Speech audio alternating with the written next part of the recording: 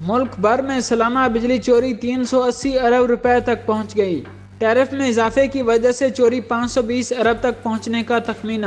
بجلی چوری پاکستان کا ایک دیرینہ مسئلہ ہے اور کسی حکومت نے اس کی چوری روکنے کے لیے کبھی کوئی سنجیدہ اقدامات نہیں کیے، اور یہی وجہ ہے کہ مہنگی ہوتی بجلی کے ساتھ اس کی چوری میں آئے روز اضافہ ہوتا جا رہا ہے۔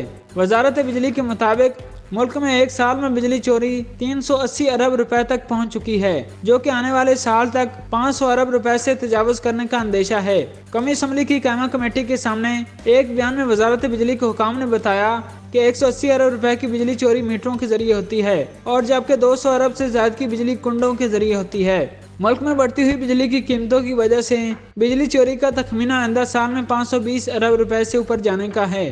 وزارت نے بتایا کہ اے بی سی کیبل کے ذریعے بجلی چوری کا توڑ نکال لیا ہے اور اس کے علاوہ بجلی کے تقسیم کار تمام کمپنیوں کو میٹر کے مطابق بلنگ کو یقینی بنانے کے لیے ہدایات جاری کی جا رہی ہیں۔ قائمہ کمیٹی نے وزارت کو احکامات جاری کرتے ہوئے کہا کہ متعلقہ تقسیم کار کمپنی کی طرف سے فیڈرز پر جبری لوڈ شیڈنگ کے مسئلے سے کیسے نمٹا جائے، اس بارے میں رپورٹ پیش کی جائے۔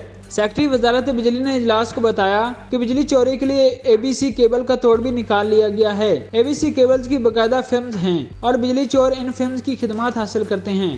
یہ طریقہ سکھر والوں نے ایجاد کیا۔ پیسکو میں اس سال 185 ارب روپے کی بجلی چوری ہوئی۔ اجلاس میں اس موقع پر اتفاق کیا کہ بجلی کے بل دینے والے صارفین پر بجلی چوری کا بوجھ مسلسل ڈالا جا رہا ہے، جو کہ صارفین کے ساتھ زیادتی ہے۔ قائمہ کمیٹی نے وزارت کو یہ بھی احکامات جاری کیے کہ وہ بجلی کی تقسیم کار کمپنیوں کو پابند بنائے کہ وہ بجلی صارفین کو اوور بلنگ نہیں کرے گی۔